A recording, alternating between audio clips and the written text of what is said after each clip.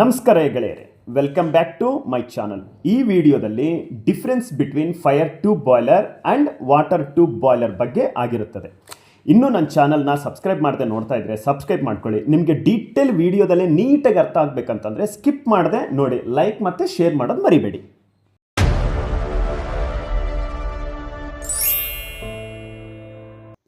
ಇವತ್ತಿನ ಟಾಪಿಕ್ ಬಂದ್ಬಿಟ್ಟು fire tube ಬಾಯ್ಲರು ಮತ್ತು ವಾಟರ್ ಟ್ಯೂಬ್ ಬಾಯ್ಲರು. ಫೈರ್ ಟ್ಯೂಬಿಗೂ ಮತ್ತು ವಾಟರ್ ಟ್ಯೂಬಿಗೂ ಏನೆಲ್ಲ ಡಿಫರೆನ್ಸ್ ಬರುತ್ತೆ ಅನ್ನೋದು ನೀಟಾಗಿ ತಿಳ್ಕೊತ ಹೋಗೋಣ. ಫಸ್ಟು ನಿಮಗೆ ಗ್ರಾಫಿಕಲ್ಲಿ ನೀಟಾಗಿ ಎಕ್ಸ್ಪ್ಲೇನ್ ಮಾಡಿಬಿಡ್ತೀನಿ. ಗ್ರಾಫಿಕಲ್ಲಿ ಏನೇನಾಗುತ್ತೆ ಒಳಗಡೆ, ವಾಟರ್ ಟ್ಯೂಬಲ್ಲಿ ಏನೇನಾಗುತ್ತೆ, ಆಮೇಲೆ ಫೈರ್ ಟ್ಯೂಬಲ್ಲಿ ಗ್ರಾಫಿಕಲ್ಲಿ ನಿಮಗೆ ತೋರಿಸಿದ ತಕ್ಷಣ ಮಿನಿಮಮ್ ಪಿಕ್ಚರ್ ನಿಮ್ಮ ತಲೆಯಲ್ಲಿ ಉಳ್ಕೊಂಡ್ಬಿಡುತ್ತೆ. ಇದು ವಾಟರ್ ಟ್ಯೂಬ್ ಬಾಯ್ಲರು. ಇಲ್ಲಿ ಏನಾಗುತ್ತೆ, ವಾಟರ್ ಇನ್ಲೆಟ್ ಆಗುತ್ತೆ. ವಾಟರ್ ಇನ್ಲೆಟ್ ಆಗತ್ಲೆ ಡ್ರಮ್ಮಲ್ಲಿ ವಾಟರ್ ಸ್ಟಾಕ್ ಆಗುತ್ತೆ. ವಾಟರ್ ಡ್ರಮ್ಮಲ್ಲಿ ಸ್ಟೀಮ್ ಡ್ರಮ್ ಅಂತಾರೆ, ಇದನ್ನು ಏನಂತಾರೆ, ಸ್ಟೀಮ್ ಡ್ರಮ್ ಅಂತಾರೆ. ಫಸ್ಟ್ ಸ್ಟೀಮು ಡ್ರಮ್ನ ಫೀಡ್ ವಾಟರ್ನ ನಾವು ಎಕನಾಮೈಸರ್ ಇತ್ತು ಅಂತಂದರೆ ಎಕನಾಮೈಸರ್ ಹತ್ರ ಸ್ಟೀಮ್ ಡ್ರಮ್ಗೆ ಫೀಡ್ ವಾಟರ್ ಸ್ಟಾಕ್ ಆಗುತ್ತೆ.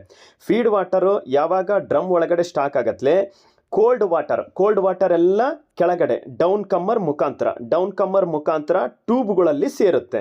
ಓಕೆನಾ? ಟ್ಯೂಬ್ಗಳಲ್ಲೇ ಸೇರಿದ ತಕ್ಷಣ ನೆಕ್ಸ್ಟ್ ಏನಾಗುತ್ತೆ, ಇಲ್ಲಿ ಒಂದು ಥರ್ಮೋಸಿಫನ್ ಸಿಸ್ಟಮ್ ಅಂತಾರೆ. ಥರ್ಮೋಸಿಸ್ಟಮ್ ಬಂತಂತಂದರೆ ಡ್ಯೂ ಟು ಡೆನ್ಸಿಟಿ, ನಮಗೆ ವಾಟರ್ ಹೀಟ್ ಆದಂಗೆಲ್ಲ ವಾಟರ್ದು ಡೆನ್ಸಿಟಿ ಏನಾಗುತ್ತೆ, ಕಡಿಮೆ ಆಗ್ತಾ ಹೋಗುತ್ತೆ.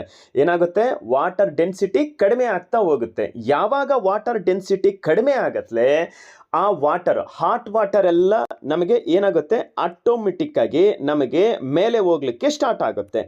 ಯಾವಾಗ ಹಾಟ್ ವಾಟರ್ಗಿಂತ ಅದ್ರಗಿಂತ ತಣ್ಣಗಿರೋ ವಾಟರ್ ಏನಾಗುತ್ತೆ, ಡ್ಯೂ ಟು ಡೆನ್ಸಿಟಿ ಮತ್ತೆ ಏನಾಗುತ್ತೆ, ಅದು ಕೆಳಗಡೆ ಬರಲಿಕ್ಕೆ ಸ್ಟಾರ್ಟ್ ಆಗುತ್ತೆ. ಅದೇ ಥರ ಇಲ್ಲಿ ಹೀಟ್ ಆಗುತ್ತೆ, ಮತ್ತೆ ವಾಟರ್ ಮೇಲಾಗುತ್ತೆ, ಮತ್ತೆ ಕೋಲ್ಡ್ ವಾಟರ್ ಇಲ್ಲಿ ಕೆಳಗಡೆ ಬರುತ್ತೆ, ಮತ್ತೆ ಹಾಟ್ ವಾಟರು ಮೇಲೆ ಹೋಗುತ್ತೆ. ಈ ಒಂದು ಸರ್ಕ್ಯುಲೇಷನ್ ಏನಿರ್ತದಲ್ಲ, ಇದನ್ನ ನ್ಯಾಚುರಲ್ ಸರ್ಕ್ಯುಲೇಷನ್ ಬಾಯ್ಲರ್ ಅಂತ ಕೂಡ ಕರೀತಾರೆ. ಇಲ್ಲಿ ಏನಾಗುತ್ತೆ, ನ್ಯಾಚುರಲ್ ಆಗಿ ಸರ್ಕ್ಯುಲೇಷನ್ ಆಗುತ್ತೆ ಡ್ಯೂ ಟು ಡೆನ್ಸಿಟಿ ಎಫೆಕ್ಟ್. ಇನ್ನು ನೆಕ್ಸ್ಟು ವಾಟರ್ ಫ್ಲೋ ಬಗ್ಗೆ ತಿಳ್ಕೊಳ್ಳೋಣ. ವಾಟರ್ ಫ್ಲೋ ಯಾಕೆ ಇದನ್ನ ವಾಟರ್ ಟ್ಯೂಬ್ ಬಾಯ್ಲರ್ ಅಂತ ಕರೀತಾರೆ. ಇಲ್ಲಿ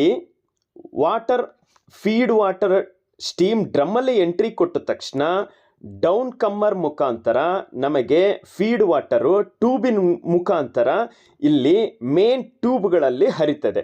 ಕಾರಣ ಫೀಡ್ ವಾಟರು ಟ್ಯೂಬಿನ ಮುಖಾಂತರ ಅಂದರೆ ಟ್ಯೂಬ್ ಒಳಗಡೆ ಹರಿಯೋ ಕಾರಣದಿಂದ ಇದನ್ನ ವಾಟರ್ ಟ್ಯೂಬ್ ಬಾಯ್ಲರ್ ಅಂತ ಕರೀತಾರೆ. ನೆಕ್ಸ್ಟ್ ಏನಾಗುತ್ತೆ, ಇಲ್ಲಿ ಫೈರ್ ಅಥವಾ ಫ್ಲೂ ಗ್ಯಾಸ್ ಅಥವಾ ಬೆಂಕಿ ಇದೇನಿರುತ್ತೆ, ಟ್ಯೂಬಿನ ಸರೌಂಡಿಂಗ್ ಇರುತ್ತೆ. ಏನಿರುತ್ತೆ, ಟ್ಯೂಬಿನ ಸರೌಂಡಿಂಗ್ ಇರುತ್ತೆ. ಈ ಫ್ಲೂ ಗ್ಯಾಸು ಈ ಟ್ಯೂಬ್ಗಳ ಮುಖಾಂತರ ಹರಿದು ಹೊರಗಡೆ ಹೋಗೋದ್ರಿಂದ ಏನಾಗುತ್ತೆ, ಇಲ್ಲಿ ಟ್ಯೂಬಿನ ಮುಖಾಂತರ ಅಂದರೆ ಟ್ಯೂಬಿನ ಸರೌಂಡಿಂಗ್ ಅಲ್ಲಿ ಫ್ಲೂ ಗ್ಯಾಸ್ ಇರುವ ಕಾರಣದಿಂದ ಅಲ್ಲಿ ಏನಾಗುತ್ತೆ, ಹೀಟ್ ಎಕ್ಸ್ಚೇಂಜ್ ಆಗುತ್ತೆ. ತಣ್ಣಗಿರ್ತಕ್ಕಂತಹ ವಾಟರ್ ಬಿಸಿ ಆಗುತ್ತೆ. ಫ್ಲೂ ಗ್ಯಾಸ್ ಟೆಂಪರೇಚರು ಅರಿತಾ ತನ್ನ ಟೆಂಪರೇಚರ್ ಕಡಿಮೆ ಮಾಡ್ಕೊಳ್ತಾ ಹೋಗುತ್ತೆ. ಅಲ್ಲಿ ಏನಾಗುತ್ತೆ, ಹೀಟ್ ಎಕ್ಸ್ಚೇಂಜ್ ಆಗುತ್ತೆ. ಹೀಟ್ ಎಕ್ಸ್ಚೇಂಜ್ ಆಗ್ತಾ ನಮಗೆ ಹೊರಗಡೆ ಫ್ಲೂ ಗ್ಯಾಸು ಚಿಮ್ನಿ ಸೇರುತ್ತೆ.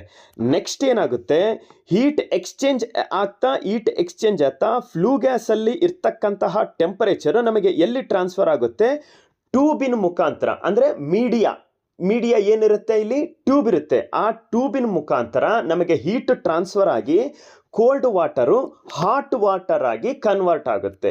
ಹಾಟ್ ವಾಟರ್ ಏನಾಗುತ್ತೆ, ಸ್ಟೀಮ್ ಡ್ರಮ್ ಅಲ್ಲಿ ಸ್ಟಾಕ್ ಆಗುತ್ತೆ. ಮತ್ತೆ ಅದರಲ್ಲಿರ್ತಕ್ಕಂಥ ಕೋಲ್ಡ್ ವಾಟರು ಡೌನ್ ಕಮ್ಮರ್ ಮುಖಾಂತರ ಟ್ಯೂಬ್ಗಳಲ್ಲಿ ಎಂಟ್ರಿ ಆಗುತ್ತೆ.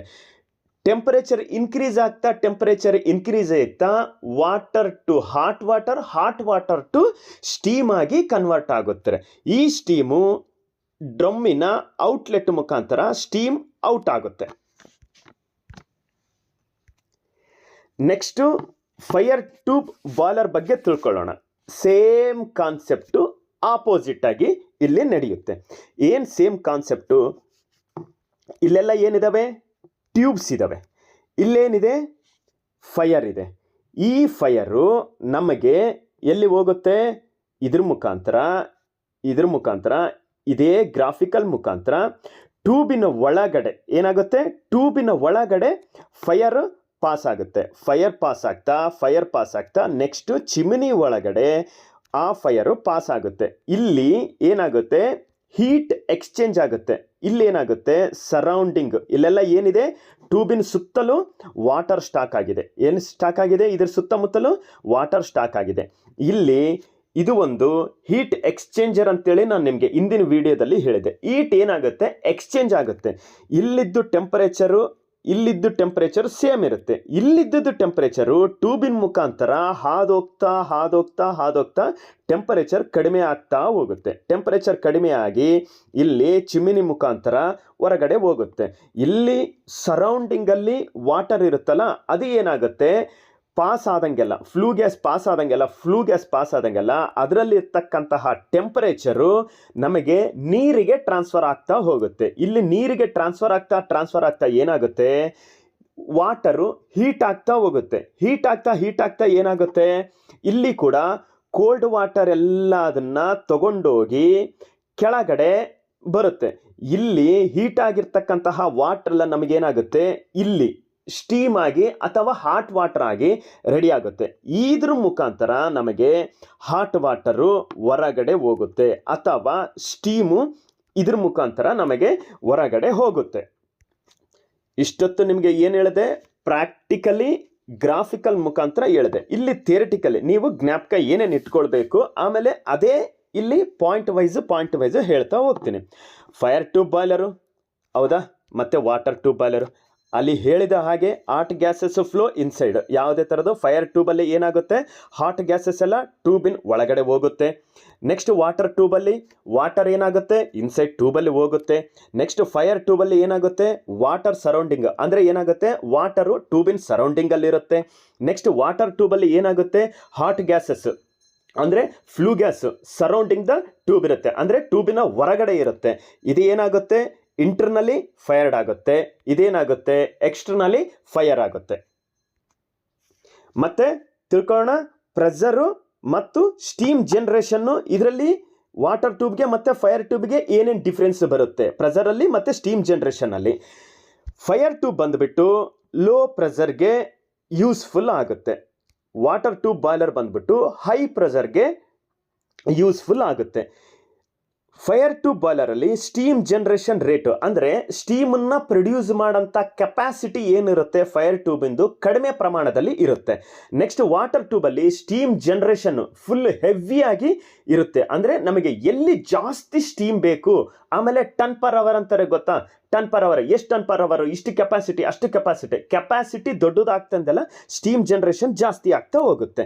ನೆಕ್ಸ್ಟ್ ಏನಾಗುತ್ತೆ, ಸೂಟಬಲ್ ಫಾರ್ ಸ್ಮಾಲ್ ಅಪ್ಲಿಕೇಶನ್ ಅಂದರೆ ಸಣ್ಣ ಪುಟ್ಟ ಅಪ್ಲಿಕೇಶನ್ಗಳಿಗೆ, ರೈಸ್ ಮಿಲ್ ಆಗಿರ್ಬೋದು ಅಥವಾ ಕೆಮಿಕಲ್ ಫ್ಯಾಕ್ಟ್ರಿಗಳು ಆಗಿರ್ಬೋದು, ನೆಕ್ಸ್ಟ್ ಟೆಕ್ಸ್ಟೈಲ್ ಇಂಡಸ್ಟ್ರಿಗಳು ಆಗಿರ್ಬೋದು. ಅಂದರೆ ಏನಾಯ್ತು ಅಂತಂದರೆ ಟೆಕ್ಸ್ಟೈಲ್ಗಾಗಲಿ ಕೆಮಿಕಲ್ಗಾಗಿ ನಮಗೆ ಸ್ಟೀಮು ಕಡಿಮೆ ಪ್ರಮಾಣದಲ್ಲಿ ಬೇಕಾಗ್ತದೆ. ಅಂಥ ಒಂದು ಅಪ್ಲಿಕೇಶನ್ನಲ್ಲಿ ಇದು ಸೂಟಬಲ್ ಆಗುತ್ತೆ. ನೆಕ್ಸ್ಟ್ ಇದು ವಾಟರ್ ಟ್ಯೂಬಲ್ಲಿ ಸೂಟಬಲ್ ಫಾರ್ ಲಾರ್ಜ್ ಪವರ್ ಪ್ಲಾಂಟ್ಗಳಿಗೆ ನಮಗೆ ಹೈ ಪ್ರೆಷರ್ ಮತ್ತು ಹೈ ಸ್ಟೀಮ್ ಬೇಕಾಗುತ್ತೆ. ನಿಮಗೆ ಇನ್ನೊಂದು ಇಂಪಾರ್ಟೆಂಟ್ ಪಾಯಿಂಟ್ ಏನಂತಂದರೆ, ಕೇಳ್ತಾರೆ 25 ಬಾರ್ ಅಂತ ಇಲ್ಲಿ ಕೊಟ್ಟಿದ್ದೀನಿ, 125 ಬಾರ್ ಅಂತ ಕೊಟ್ಟಿದ್ದೀನಿ. ಏನಿದು ಬಾರ್ ಅಂತಂದರೆ ಇದನ್ನು kg/cm² ಅಥವಾ ಬಾರ್, ಇದು ಒಂದು ಪ್ರೆಷರ್ ಅಂದರೆ ಒತ್ತಡ ಎಷ್ಟಿರುತ್ತೆ ಅಂತಂದರೆ, ನಾರ್ಮಲ್ ಆಗಿ ನಿಮ್ಗೆ ಎಕ್ಸಾಮಿನೇಷನ್ ಕೇಳ್ತಾರೆ ಒಂದು ಬಾರ್ ಅಂತಂದರೆ ಎಷ್ಟಪ್ಪ kg/cm² ಅಂತ ಕೇಳ್ತಾರೆ. ಇಲ್ಲೇನಂತಂದ್ರೆ ನೀವು ಅವಾಗ ಪಟ್ ಅಂತ ಹೇಳ್ಬೇಕು, 1 ಬಾರ್ = 1.019 kg/cm² ಸರ್. ಅಥವಾ ಉಲ್ಟನೂ ಕೇಳ್ಬಿಡು, 1 kg/cm² ಅಂತಂದ್ರೆ ಎಷ್ಟು ಬಾರು ಅಂತ ಕೇಳಬಹುದು, 0.987 ಬಾರ್ ಅಂತ ಕೂಡ ನೀವು ಎಕ್ಸ್ಪ್ಲೇನ್ ಮಾಡಬೇಕಾಗತ್ತೆ. ಇದನ್ನೇ ನಾನು ಹೇಳೋದು ಟೆಕ್ನಿಕಲ್ ವರ್ಡ್ಸ್. ಟೆಕ್ನಿಕಲ್ ಆಗಿ ನೀವು ತಿಳ್ಕೊಳ್ಬೇಕಾಗಿದ್ದು ಮತ್ತೆ ಮೈಂಡಲ್ಲಿ ಇಟ್ಕೊಳ್ಬೇಕಾಗಿದ್ದಂತಹ ಸಂಖ್ಯಾ ಮತ್ತೆ ಪ್ರೆಷರ್ನ ಕನ್ವರ್ಷನ್ ಅಂತ ಕೂಡ ಹೇಳ್ಬೋದು. ನೆಕ್ಸ್ಟು ಎಫಿಷಿಯನ್ಸಿ ಅಂಡ್ ಸೇಫ್ಟಿ ಬಗ್ಗೆ. ಫೈರ್ ಟ್ಯೂಬ್ ಬಂದ್ಬಿಟ್ಟು 70 ಇಂದ 75 ಎಫಿಷಿಯನ್ಸಿ ಕೊಡ್ತಕ್ಕಂತಹ ಬಾಯ್ಲರ್ಗಳು ಇರ್ತವೆ. ನೆಕ್ಸ್ಟ್ ವಾಟರ್ ಟ್ಯೂಬ್ ಬಂದ್ಬಿಟ್ಟು 85ಇಂದ 90% ಎಫಿಷಿಯನ್ಸಿ ಕೊಡ್ತವೆ. ಇಲ್ಲಿ ಲೆಸ್ ಚಾನ್ಸ್ ಆಫ್ ಎಕ್ಸ್ಪ್ಲೋಷನ್ ಅಂದರೆ ಬಹಳ ಕಡಿಮೆ ಸ್ಫೋಟಗೊಳ್ಳುವುದಾಗಲಿ ಆಮೇಲೆ ಎಕ್ಸ್ಪ್ಲೋಷನ್ ಆಗೋದನ್ನಾಗಲಿ ತುಂಬ ಕಡಿಮೆ ಚಾನ್ಸ್ ಇರುತ್ತೆ. ಆದರೆ ಒಂದು ವೇಳೆ ಆದರೆ ದೊಡ್ಡ ಪ್ರಮಾಣದ ಅಪಾಯ ಆಗುವಂಥ ಸಂಭವ ಕೂಡ ಫೈರ್ ಟ್ಯೂಬ್ ಬಾಯ್ಲರಲ್ಲಿ ಇರ್ತವೆ. Next more chances of explosion ಅಂದರೆ ಟ್ಯೂಬ್ ಬ್ಲಾಸ್ಟ್ ಆಗುವಂತಹ ಚಾನ್ಸಸ್ಗಳು ಇರ್ತವೆ. ಆದರೆ ಅಂಥ ಅಪಾಯಕಾರಿ ಆಗೋದು ತುಂಬ ಕಡಿಮೆ ವಾಟರ್ ಟ್ಯೂಬ್ ಬಾಯ್ಲರಲ್ಲಿ. ನೆಕ್ಸ್ಟ್ ಏನು, slow response to load change ಅಂದರೆ ಇದ್ದಕ್ಕಿದ್ದಂತೆ ನಮಗೆ ಸ್ಟೀಮ್ ಬೇಕಪ್ಪ ಅಂತಂದರೆ ಬರಲ್ಲ. ಇಲ್ಲಿ ವಾಟರ್ ಟ್ಯೂಬ್ ಬಾಯ್ಲರ್ನಲ್ಲಿ ಆದಷ್ಟು ಬೇಗ ನಾವು ಸ್ಟೀಮ್ನ ಜನರೇಟ್ ಮಾಡಿ ನಾವು ಅಪ್ಲಿಕೇಶನ್ ಅವ್ರಿಗೆ ಅಥವಾ ಪ್ರಾಸೆಸ್ಗೆ ಇಲ್ಲ ಟರ್ಬೈನ್ಗೆ ಕೊಡೋಂಥ chance comparatively fire tube boiler. ನಿಮಗೆ ಒಂದು ಸಿಂಪಲ್ ಆಗಿ ಹೇಳಬೇಕು ಅಂತಂದರೆ ಫೈರ್ ಟ್ಯೂಬ್ಗೂ ವಾಟರ್ ಟ್ಯೂಬ್ಗೂ ಎಕ್ಸ್ಪ್ಲೇನ್ ಮಾಡ್ತೀನಿ ನೋಡ್ರಿ. ಫೈರ್ ಟ್ಯೂಬ್ ಬಾಯ್ಲರ್ ಅಂತಂದರೆ ಹಳೆ ಕಾಲದಲ್ಲಿ ಅಂಡ್ಯ ಅಂತಾರೆ ಗೊತ್ತಾ, ಅಂಡ್ಯ ಕೆಳಗಡೆ ಫೈರ್ ಹಾಕಿ ನಾವು ನೀರು ಕಾಸ್ತಾ ಇದ್ದೀವಿ ಅದನ್ನು ಅಂದ್ಕೊಳ್ಬೋದು. ವಾಟರ್ ಟ್ಯೂಬ್ ಅಂತಂದರೆ ಇತ್ತೀಚಿನ ದಿನಗಳಲ್ಲಿ ಬಚ್ಚಲ್ ಮನೆಯಲ್ಲಿ ಗೀಜರ್ ಇಟ್ಟಿರ್ತಾರೆ ಗೊತ್ತಾ, ಅದನ್ನು ವಾಟರ್ ಟ್ಯೂಬ್ ಅಂತೇಳಿ ಕನ್ಸಿಡರ್ ಮಾಡ್ಬೋದು.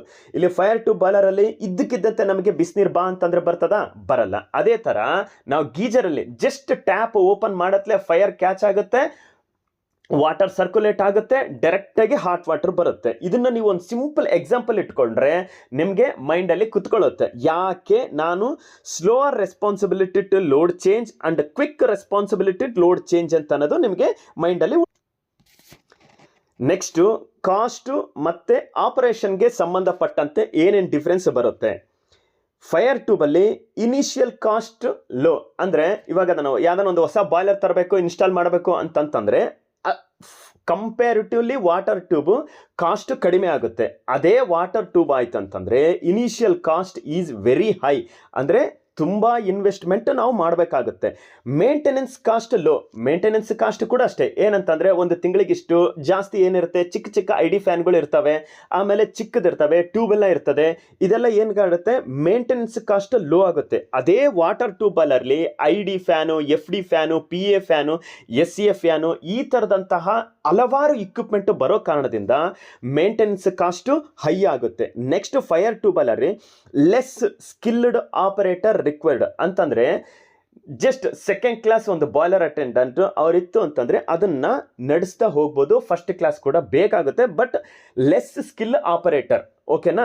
ನೆಕ್ಸ್ಟು ವಾಟರ್ ಟ್ಯೂಬ್ ಬಾಯ್ಲರಲ್ಲಿ ಸ್ಕಿಲ್ಡ್ ಬೇಕು, ಅಷ್ಟು ಸುಲಭವಾಗಿ ನಡೆಸಲಿಕ್ಕೆ ಆಗಲ್ಲ. ಸ್ಕಿಲ್ ಆಪರೇಟರ್ ಬೇಕು, ಎಕ್ಸ್ಪೀರಿಯನ್ಸ್ ಪರ್ಸನ್ ಇರಬೇಕು, ಅದನ್ನು ವಾಟರ್ ಟ್ಯೂಬ್ ಬಾಯ್ಲರ್ನ ರನ್ ಮಾಡಬೇಕು ಅಂತಂದರೆ. ಅದೇ ರೀತಿ water treatment not very strictly. ಇಲ್ಲಿ ಏನಾಗುತ್ತೆ ವಾಟರ್ ಟ್ರೀಟ್ಮೆಂಟು ಒಂದು MGF ಅಲ್ಲಿ ಅಂದರೆ ಆಲ್ಮೋಸ್ಟ್ ಸೆಡಿಮೆಂಟು ಅವನ್ನೆಲ್ಲ ಕ್ಲೀನ್ ಮಾಡ್ಕೊಂಬಿಟ್ಟು ಕಂಡಕ್ಟಿವಿಟಿ ಮೆಜರ್ಮೆಂಟ್ ಮಾಡ್ಕೊಂಬಿಟ್ಟು ಕೊಟ್ಕೊಂಡ್ರೆ ಇಷ್ಟು ಸಾಕಾಗುತ್ತೆ ಫೈರ್ ಟ್ಯೂಬ್ ಬಾಯ್ಲರ್. ಬಟ್ ಆದರೆ ವಾಟರ್ ಟ್ಯೂಬಲ್ಲಿ ಅಷ್ಟು ಸುಲಭ ಅಲ್ಲ. ವಾಟರ್ ಟ್ರೀಟ್ಮೆಂಟ್ pH ಮೇಂಟೈನ್ ಮಾಡಬೇಕು, ಕಂಡಕ್ಟಿವಿಟಿ ಮೇಂಟೈನ್ ಮಾಡಬೇಕು, ಸಿಲಿಕಾ ಮೇಂಟೈನ್ ಮಾಡಬೇಕು, DM ವಾಟರ್ನ ನಾವು ಕರೆಕ್ಟ್ ಪ್ಯಾರಾಮೀಟರ್ ಒಳಗಡೆ ಕೊಡಬೇಕು. ಮುಂದೆ ನಿಮಗೆ ಹೋಗ್ತಾ ಹೋಗ್ತಾ ವಾಟರ್ ಪ್ಯಾರಾಮೀಟರ್ ಬಗ್ಗೆ, ಆಮೇಲೆ pH ಅಂದ್ರೇನು, ಕಂಡಕ್ಟಿವಿಟಿ ಅಂದ್ರೇನು, ಸಿಲಿಕಾ ಅಂತಂದ್ರೇನು, ಎಲ್ಲೆಲ್ಲಿ ಏನೇನು ಮೇಂಟೈನ್ ಮಾಡಬೇಕು ಅಂತ ನೆಕ್ಸ್ಟ್ ವಿಡಿಯೋಗಳೆಲ್ಲ ನಾನು ಹೇಳ್ತಾ ಹೋಗ್ತೀನಿ. ನೆಕ್ಸ್ಟ್ ಏನು ಬರುತ್ತೆ ಅಪ್ಲಿಕೇಶನ್ ಅಂಡ್ ಎಕ್ಸಾಂಪಲ್ಸ್. ಇಲ್ಲಿ ಫೈರ್ ಟ್ಯೂಬ್ ಬಾಯ್ಲರಲ್ಲಿ ಯೂಸಸ್ ಇನ್ ಪ್ರಾಸೆಸ್ ಇಂಡಸ್ಟ್ರಿ ಅಂದರೆ ಪ್ರಾಸೆಸ್ ಇಂಡಸ್ಟ್ರಿನಲ್ಲಿ ಶುಗರು, ಪೇಪರು, ಕೆಮಿಕಲ್ ಅಂತ ಹೇಳಿದ್ದೇನೆ. ಇಲ್ಲಿ ಶುಗರ್ ಬಂದುಬಿಟ್ಟು ಸ್ಮಾಲ್ ಸ್ಕೇಲ್ ಶುಗರ್ ಇಂಡಸ್ಟ್ರಿಗಳಿಗೆ ನಾವೇನು ಮಾಡ್ತೀವಿ, ಅಲ್ಲಿ ಯಾವುದೇ ಥರದ್ದು ಪವರ್ ಜನರೇಷನ್ ಮಾಡಲ್ಲ. ಆ ಥರದ್ದೊಂದು ಪ್ರಾಸೆಸ್ಗೆ ನಾವೇನು ಮಾಡ್ತೀವಿ, ಡೈರೆಕ್ಟ್ ಸ್ಟೀಮನ್ನು ಜನರೇಟ್ ಮಾಡಿ ಪ್ರಾಸೆಸ್ಗೆ ಶುಗರ್ ರೆಡಿ ಮಾಡಲಿಕ್ಕೆ ಆ ಪ್ರಾಸೆಸ್ಗೆ ನಾವು ಸ್ಟೀಮ್ ಕೊಡ್ತೀವಿ. ಆದರೆ ಲಾರ್ಜ್ ಸ್ಕೇಲ್ ಶುಗರ್ ಇಂಡಸ್ಟ್ರಿ ಒಳಗೆ ನಾವೇನು ಮಾಡ್ತೀವಿ, ಇನ್ಕ್ಲೂಡಿಂಗ್ ಪವರ್ ಜನರೇಷನ್ ವಿತ್ ಪ್ರಾಸೆಸ್ಗೆ ಕೂಡ ನಾವು ಸ್ಟೀಮ್ ಕೊಡ್ತೀವಿ. ಅಲ್ಲೇನಾಗುತ್ತೆ ವಾಟರ್ ಟ್ಯೂಬ್ ಬಾಯ್ಲರ್ನಲ್ಲಿ ಯೂಸ್ ಮಾಡ್ತೀವಿ. ಶುಗರ್ ಇಂಡಸ್ಟ್ರಿಯಲ್ಲಿ ಕೂಡ ನಾವು ವಾಟರ್ ಟ್ಯೂಬ್ ಬಾಯ್ಲರ್ನ ಯೂಸ್ ಮಾಡ್ತೀವಿ. ಚಿಕ್ಕ ಪ್ರಾಸೆಸ್ಗೆ ಅದು ಪ್ರಾಸೆಸ್ಗೆ ಕೊಡೋಂಥ ಸ್ಟೀಮ್ಗೆ ಫೈರ್ ಟ್ಯೂಬ್ ಬಾಯ್ಲರ್ ಯೂಸ್ ಮಾಡ್ತೀವಿ. ಇನ್ಕ್ಲೂಡಿಂಗ್ ಪವರ್ ಜನರೇಷನ್ ಮಾಡಿ ಪ್ರಾಸೆಸ್ಗೆ ಕೊಡ್ತಿದ್ರೆ ವಾಟರ್ ಟ್ಯೂಬ್ ಅಲ್ಲಿ ಯೂಸ್ ಮಾಡ್ತೀವಿ. ನೆಕ್ಸ್ಟ್ ಎಕ್ಸಾಂಪಲ್ ಬಂದ್ಬಿಟ್ಟು Cochran boiler, cornish boiler, locomotive boiler with example fire tube boiler. Water ಟ್ಯೂಬ್ಗೆ Babcocks and Wilcox boiler, Benson boiler, Lamont boiler. ಇವೆಲ್ಲ ಏನಾಗುತ್ತೆ, ಬಾಬ್ಕಾಕ್ ಅಂಡ್ ವಿಲ್ಕಾಕ್ಸ್ ಅಂತಂದ್ರೆ ವಾಟರ್ ಟ್ಯೂಬ್ ಬಾಯ್ಲರ್ಲೆ ನಿಯರ್ ಬೈ 65 kg ಪ್ರೆಸರ್ ಇಂದ 125 kg pressure ವರೆಗೆ ಬಾಬ್ಕಾಕ್ಸ್. Benson boiler ಎಲ್ಲ 125 kg ಇಂದ ಹಿಡಿದು 250 kg per centimeter ಸ್ಕ್ವೇರ್ ವರೆಗೆ ಬಿಗ್ಗರ್ ಬಾಯ್ಲರು ಮತ್ತೆ ಪವರ್ ಪ್ಲಾಂಟ್ಗೋಸ್ಕರ ಅವನ್ನ ಯೂಸ್ ಮಾಡ್ತೀವಿ. ನಿಮಗೆ ಫೈನಲ್ ಕನ್ಕ್ಲೂಷನ್ ಬಂದ್ಬಿಟ್ಟು ಫೈರ್ ಟ್ಯೂಬ್ ಬಾಯ್ಲರ್ ಅಂದ ತಕ್ಷಣ ಮೈಂಡಲ್ಲಿ ಬರಬೇಕು best for low pressure, small capacity ಮತ್ತೆ low cost application. Water tube boiler ಅಂದ ತಕ್ಷಣ best for high pressure, high capacity power plant application.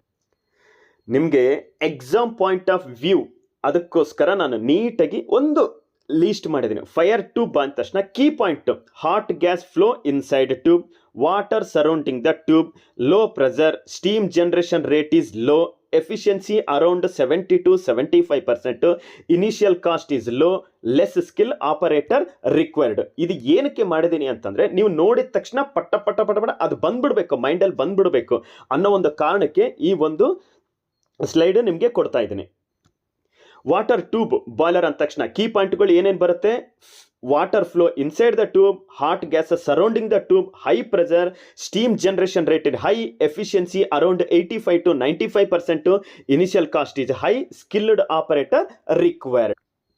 Application ಕೂಡ ಅಷ್ಟೇ, fire tube small industry and process plant ಅಂತ ಹೇಳ್ಬಿಟ್ಟಿನಿ. Example Cochran boiler, Cornish boiler and locomotive boiler. Water tube ಅಲ್ಲಿ power plant ಮತ್ತೆ large industry.